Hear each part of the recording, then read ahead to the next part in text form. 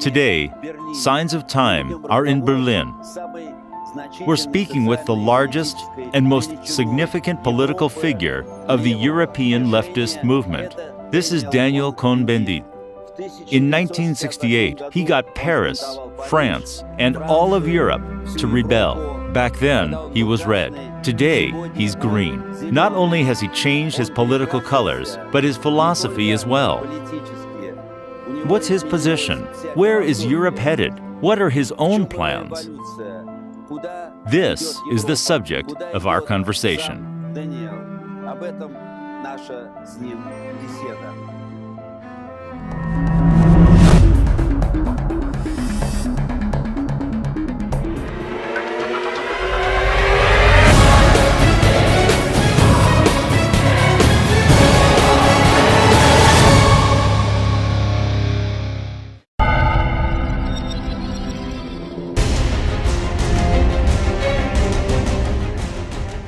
Daniel, recently, just 2 weeks ago, I was in Paris, in Nanterre. I have a Russian friend here, and he was a student as you were in Nanterre in '68, and he told me a little bit about you. He said it was a very red hair guy, bizarre with strange ideas. And then in 1 month, he became famous for the whole world. And it was an amazing change, and of course he has a full respect for you. At the same time, he saw it, and he said it's like Andrew Warhol who said that everybody could be famous for 15 minutes, but you are famous for your whole life. Tell me, what is more important, to be famous or to be free? Well, more important is to be free. Is it possible to be famous and free at the same time? Well, it's what I tried to do now for more than 50 years. You know, I tried to, since '68, I tried to to remain free. Also, I'm famous, you know, and I think more or less I get it. You know, I walk normally through the street. I have no protection. I have a normal life. I go to the cinema, to the theater, to the football game. I played football, you know. So I think I kept my freedom, and I kept also my intellectual freedom. That is very important for me, you know, to speak out what I think. You know, this is my way of doing, of thinking, speaking, you know, explaining, and I can be wrong, you know, but I try to be as open as I can. So, but still, you said you try. Means that glory is something heavy to carry on. No, it's not. It's not. I try because somebody else can say it's not true, you know. But no, glorious is not very heavy. It's not. People are nice to me. You know, when I go to the street in Paris, you know, people laughed at me, say hello, it's nice that you exist. And so, of course, I have enemies. But most of the people, you know, smile when they see, they want to talk to me. It's the same in Germany. So I don't feel heavy. It's on the contrary, you know, it's nice to see that people is nice with you, you know. A bright and passionate figure in contemporary European history, Daniel Cohn-Bendit was born in 1945 in France in a family of German Jewish refugees. A rebel by nature, as well as a political brawler, he was one of the leaders of the 1968 May Revolution. After heading the European Green Movement, Cohn-Bendit became one of the main political activists for a united Europe, which he believes can count on a decent future only if it becomes an integrated Europe. Viktor Erofeev, the writer, literary critic, and broadcaster. Born in Moscow in 1947, also lives and works in Moscow. How did you come to this idea of revolution, of liberalization? Was it already in your head, or it was, let's say, coming to you during these events? No, well, when after school, you know, I was in a libertarian left anarchist group, you know, and there we had historical historical views. We were for the anarchists in the Spanish Revolution. We were on the side of Bakunin in the Russian time. What is not so popular in Russia.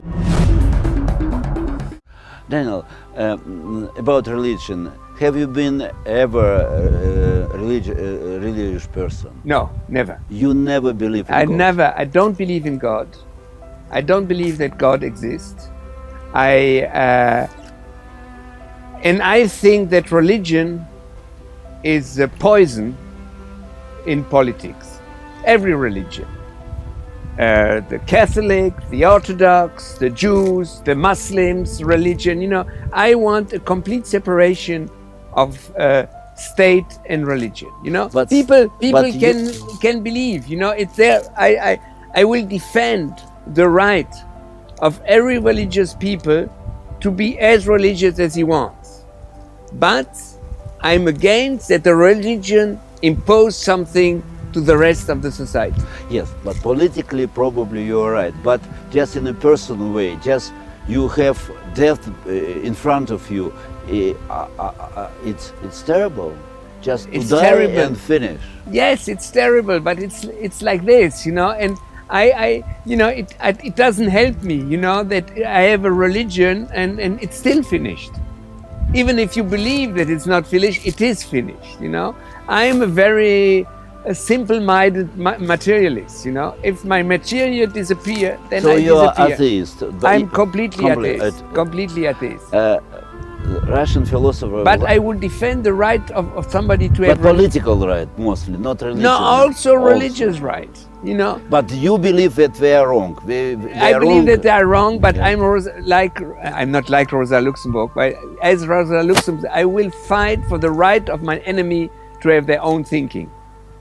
Good, but still, Vladimir Solovyev, a famous Russian philosopher, he said, if we are, let's say, the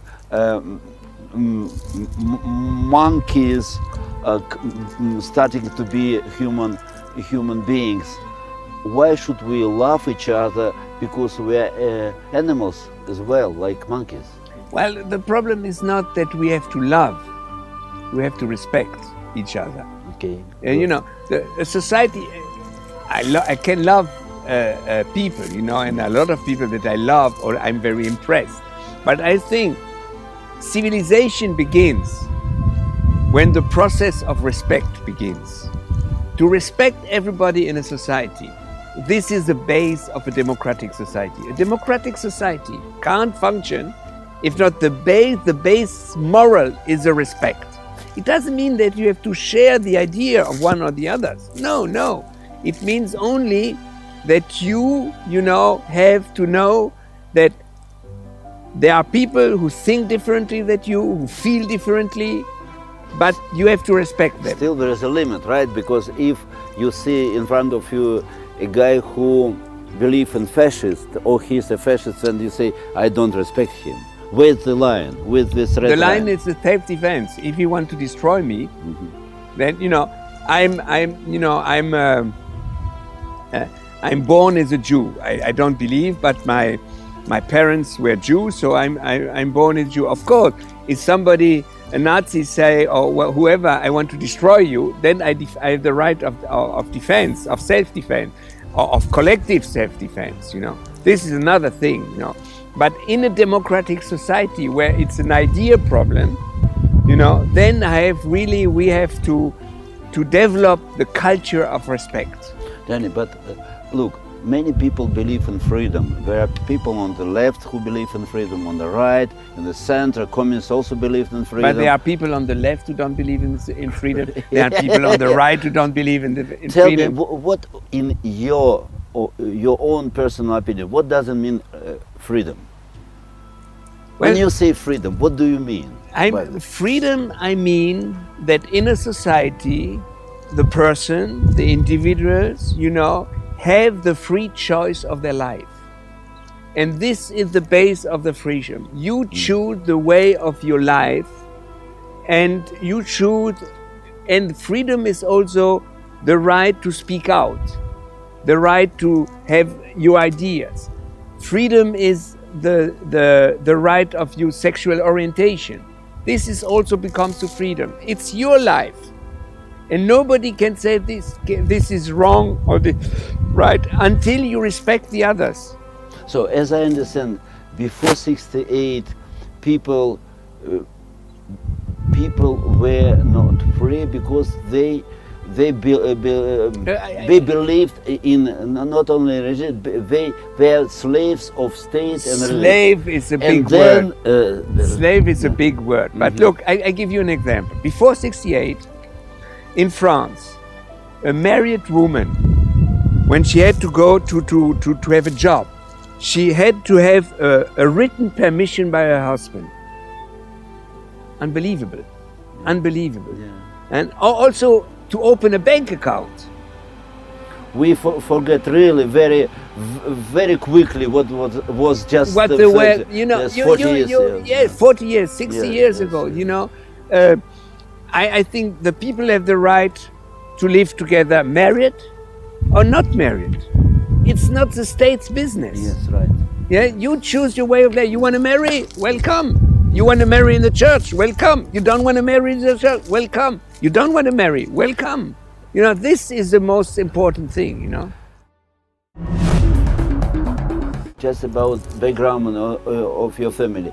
Your family moved to France after Hitler got power, right? They moved. My father was a lawyer. Okay. And he defended left people. And after the burning of the Reichstag, Yeah. he got a tip that he should be arrested. So he left Germany with my mother. My mother was a student, you know, law student, and they went to Paris in '33. So they lived in... Non-officially, just escape Germany, right? Yes, they went out of Germany to Paris. And then when in '39 the war began, my parents went to the south of France, Right. where they have a... France Libre. Yes, and in Montauban near Toulouse. And there they had a house for young Jewish children, you know, where their parents had been arrested. And they lived all the war. Really? At the end of the war, they were, you know, hidden by French peasants, also the children. And I was born in '45. I'm a children of freedom. I was made biologically at the first possible biological possibility after the landing in the Normandy in '44. You know, so '44, landing in the Normandy, 9 months, and you come to April '45. I am Viktor. I'm also named after victory over Germany. Yeah. So you see, it's a combination. It's really our generation. Tell me, what could be a real perfect or, let's say, optimistic model for society if you be, let's say, a dictator and so No, I don't want to be a dictator. Okay, so no, just, no. you That's said- wrong wording. Okay, Wrong wording. so what will be still your perfect model for society? Well, I you know, if you would have asked me 50 years ago, in '68, you know, I would say a self-governed society where you have self-government, you know, in the factories, all the society. Nowadays, I would say, I don't believe in a perfect society. What I believe is we need a society where the democratic structure are that humankind is not, you know, dominated by economy, by a moral, but it's dominated by its capacity to manage the world. So, a democratic or society together is a society who is capable to regulate globalization, to regulate towards the ecological catastrophe, you know, what we are in. So it's a society who is regulating and opening, free capacity of initiative of the people. So we have to find the ideal balance. But we are speaking about Western society. How could we integrate Turkey, or how could Iran or Iraq to it?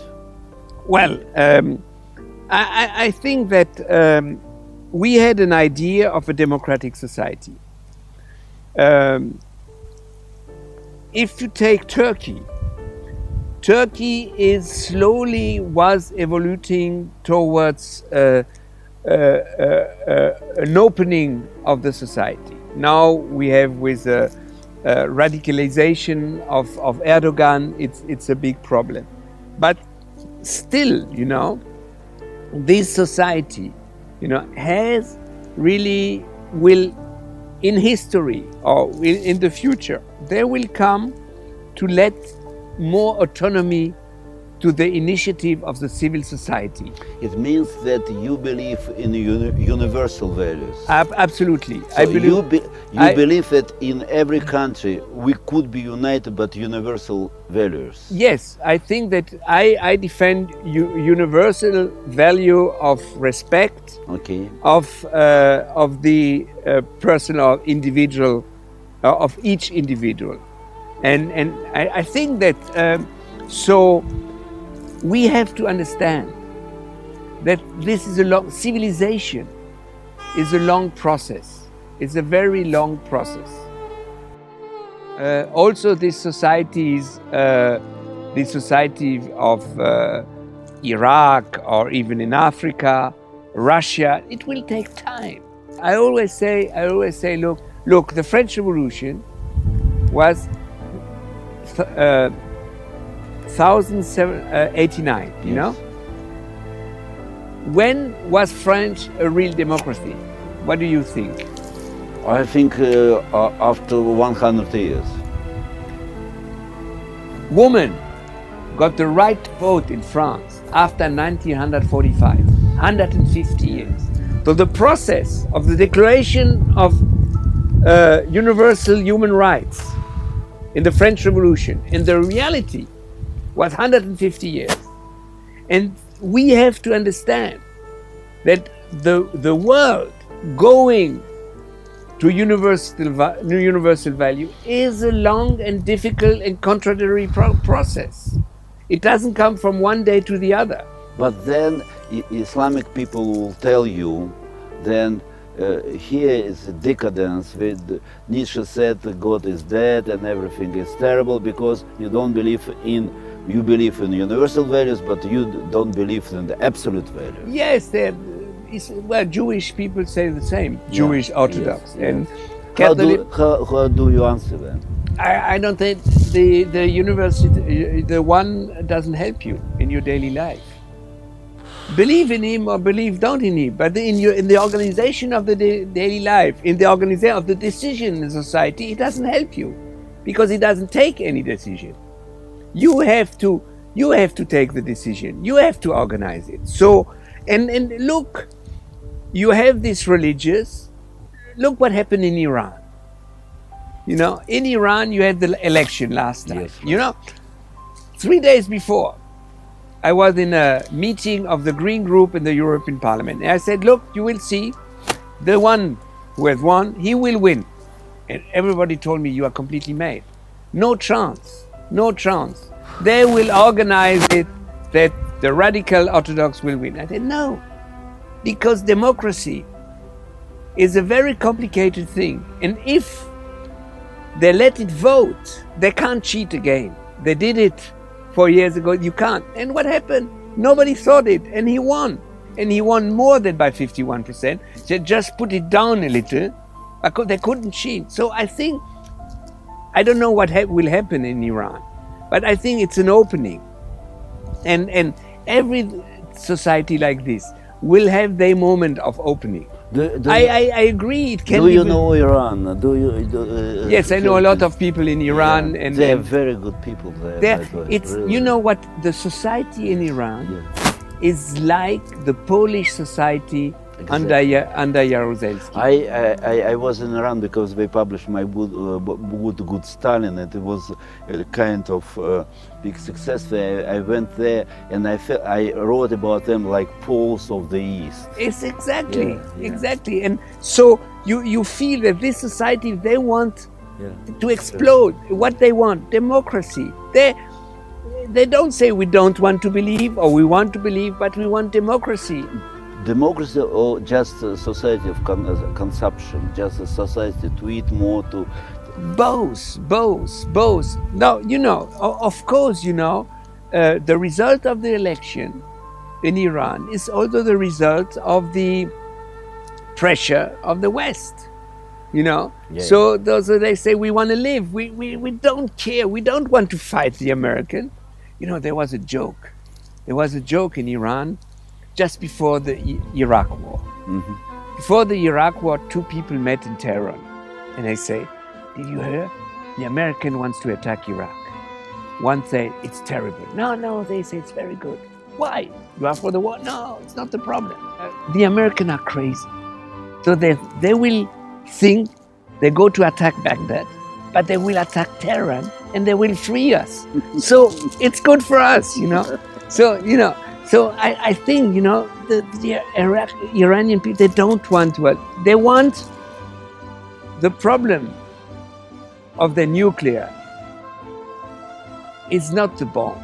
The problem for the Iranian, and why it is a national problem, is because in '53, when Mossadegh nationalized petrol, there was an attack by the CIA, it was a coup, and the Shah.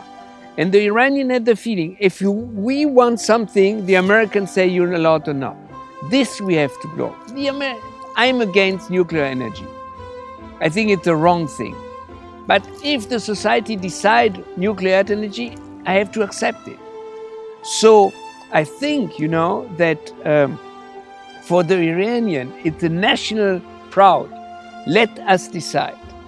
And I think you can do it. They're not interested in nuclear weapon. It's not their problem.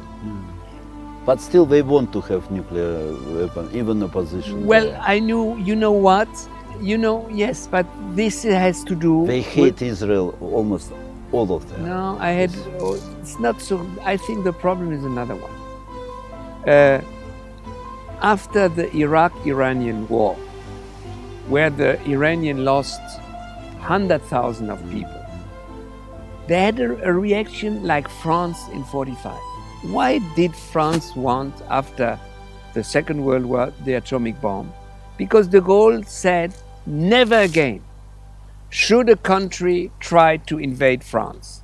And the only thing to protect us, is if we are atomic thing. Then nobody will attack us. It's true. It's true about And it's Iran. the Yes. same The with same Iran. thing, This yes. is their feeling. I agree. They look, we lived Yeah.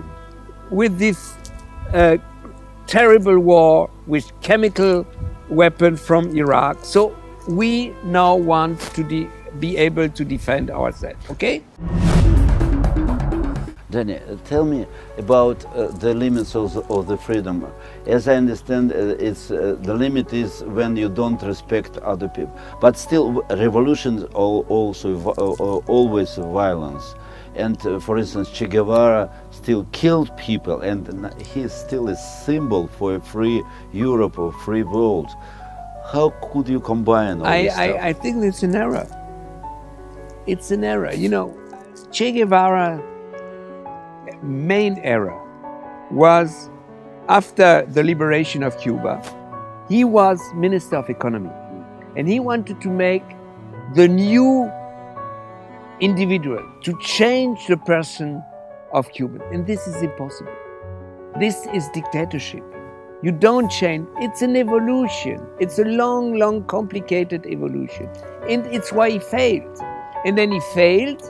So he went out of Cuba, went to Bolivia for this maisnet and it didn't work, So Che Guevara was not a hero. For you? for me. He was But never, for a lot of Europeans who bring have Che Guevara here yes, on but the, he was a sex symbol for a lot of people. You know, he It's- was it's a also- very handsome man. You know, and with this picture from the funeral of, you yes, remember? Yeah. yes, yes. But it was a time where he was a symbol with Castro, you know, of liberation against the American imperialism. So, you know, but after he was completely in his political thinking, he was completely wrong, you know. And you're absolutely right. Revolution is violence. And you have revolution when a state... Wait, but French Revolution was also one, Yes. but we needed it, right? France yes, needed yes, it. because So should you- France was not able to reform themselves. Revolution occurred always when a state and a society is incapable of reforming. Then everything comes together and then it has to explode. So if you want to avoid revolution, you have to have a process of reform. And I think, if I can talk about Russia, about everything. no, I see. Yeah. I think the big drama of Russia is that the Bolsheviks beaten the Mensheviks. You're a Menshevik now. No, I'm not a Menshevik. I said this was a process of reform. And No, I agree with you. no. It's I'm not not a- a Menshevik. Yeah. I don't know what I would have been. You know, it's too difficult. But I say, Probably Bakunian. well, he was also wrong. You know, Yes. So no, I would say that you have to understand that the Bolshevik idea. We impose the good society.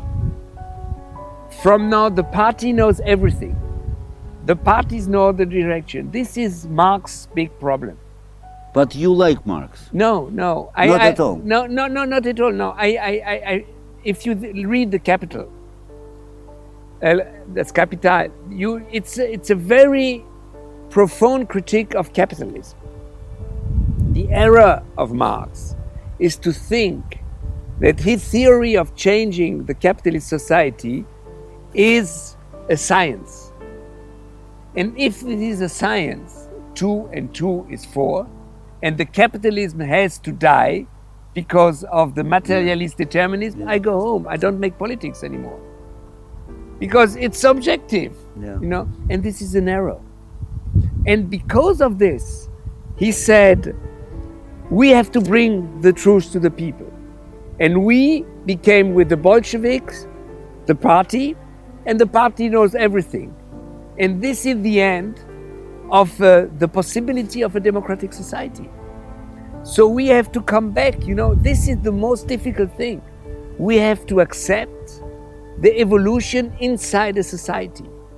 We have to have a constitution that dramatic things like Nazi, like totalitarianism is impossible. And inside this, we have to follow, the complicated waves of society. Yeah, what about multicultural now in Europe?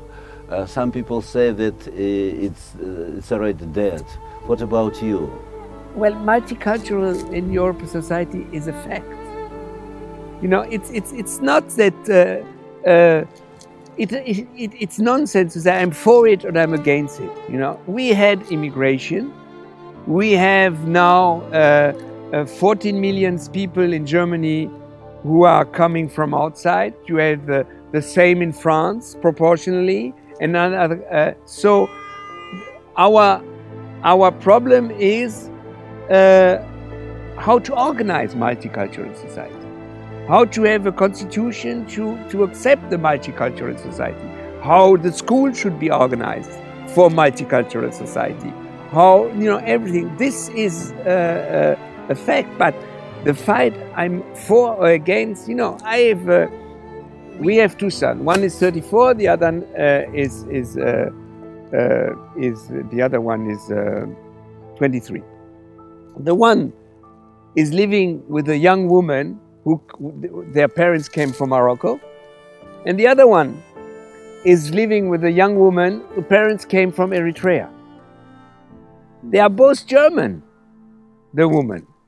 You know, they speak fluently, they went to university. So what shall I say? I'm for, against, multicultural, it doesn't make sense. It is already in your family now. It's really, and you have... And your sons, they are also, they are behind you in your ideas, or they are... No, they are, my one son is more liberal. Mm-hmm. And the other son is a little bit more left. Mm-hmm. You know, so, but no, they have their own life. You know, I can't be for the autonomy and now wish that my sons are exactly like me, you know. But we have interesting debates. We are coming to, I think, to the most important problem about Rousseau and how is the nature of the human being. We know, of course, about Marquis de Sade, who showed us very bad sides of this problem. Do you believe I that... wouldn't say bad. I would say a real side. Yes, real side. A real side. But so you want to say that Marquis de Sade for you it's not a monster? No.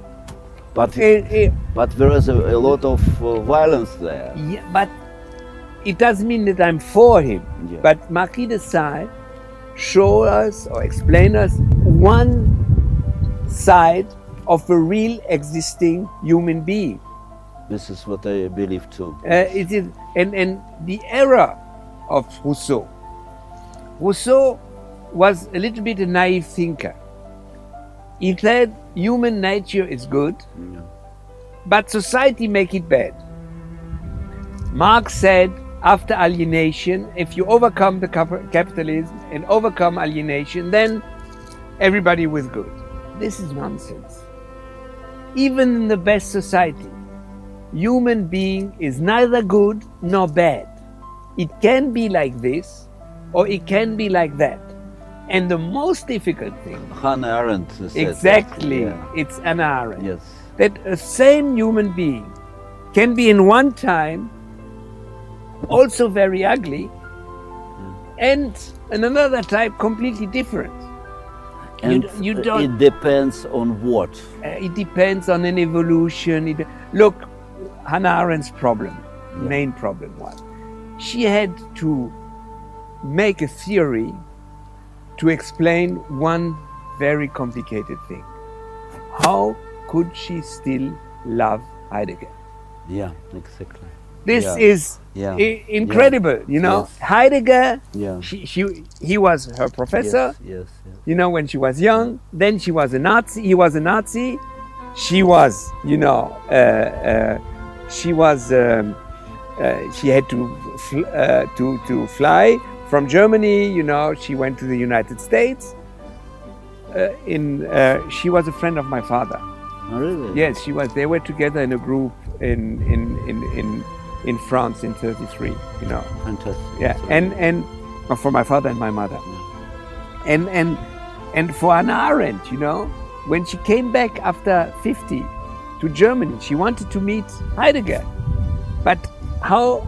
And then she did a very interesting thing. She said, when somebody is doing something bad, you can forgive the person. You can't forgive what this person did. So you can still condemn what he did, Heidegger. But not the person. But not the person. Exactly. Céline, this is one of the most complicated things. Céline is one of the great authors. Yeah, and he was an anti-Semite, and so... pro-fascist and you have Jünger in Germany. Yes, this is but you have also all these intellectuals, Aragon, who were Stalinistic. Yes. And it's the same problem, you know. Aragon writing about the GPU, making a poem on the GPU. I mean, you know. Living in France and writing some poems was quite okay for him. He thought that, but still, you know, about it's very important. So where we decide revolution, explosion, but explosion should not be bloody explosion, right? Yes, but it shouldn't be. Well, there is no master of universe, you know. Yeah, who control everything. There's you know? no God. And there's no God, so it's quite difficult, you know. It's violence is something which exists in human being. This is And always will. yeah, will it can be, you know. You never can. But I You have noticed to, that you know, this- the fights against violence, the overcome, it's a process of civilization. But I see that with Belgium, with Brussels bureaucrats, we want to castrate people here in sense of violence. They don't do that, don't eat that, don't smoke, don't drink too much, and so on. Well, I think it's kind of castration, and it's fight against. The fight against aggressivity start to be kind of terror of security. What do you think now? Well, you got a complicated problem, you know. I know. I don't think that the Brussels Commission is like you said, but this is what I tried to say before: the balance between regulation Yeah. and freedom, you know. But this is the most complicated stuff. It's the most complicated one. Like you smoke, Yeah. it's your business. Yes, right. Huh? But if we are smoked next to you, it's already started to be, yes, right. And you are, Yeah. it's my business too. Yes, And so to find a respect, I have to respect that you want to smoke. And you have to respect that I don't want to smoke, and either I don't want to be bothered by your Yes, smoking. Right, right. So this is what I mean with balance. But you know? still, when, you know, if it will be just, you know, just, Danny, tell me the whole truth. Do you believe that a human being is good or bad? Means just inside, neither. inside. So it's neutral, not No, robot. it's not neutral. It's a composition. Human being is a lot of possibility inside him, and what come out, you know, is the result of a socialization process of the society where you live in, and the potential that you have in yourself. And you can't say, you know, the terrible thing, if you take communism. Fascism, you can say it's easy to be against, because they want the terror, they want the good, they want the, you know, and the people, no. But the communists want a perfect world. And to realize this perfect world, they say we are allowed to do whatever has to be done. And they became as authoritarian, as terrible as the fascists. It's my theory. Yeah. And I think Hannah Arendt is right. You can compare the two. You can, it's possible. But the people who fought for communism, they wanted really a good world. And in this process of wanting a good world, you know. Very naive like Rousseau, I think. Well, But they were still, naive, and then suddenly, Yeah. you know, they had the idea we need the power to impose the good. And this is the era. You can't impose the good. I remember one And day. you know, it's the same with the ecological. I'm from the ecological movement. But sometimes we impose it, right? No, we have to find rules. But we can't impose. Ecological dictatorship is impossible. Because the But still, sometimes it happens. No, still sometimes some wants. But Yeah. we have to fight inside the ecological movement against these authoritarian things, you know. So one day Celine said that I don't believe enough in the human nature, that's why I can be communist. So is it a possibility here for cynicism? So if I don't believe in perfection and perfection of human being, this is a very important thing of Russia today. So I hate then all your fucking morals. I'll be just cynical, and I'll do my business. I believe in one perfection. I believe in the respect.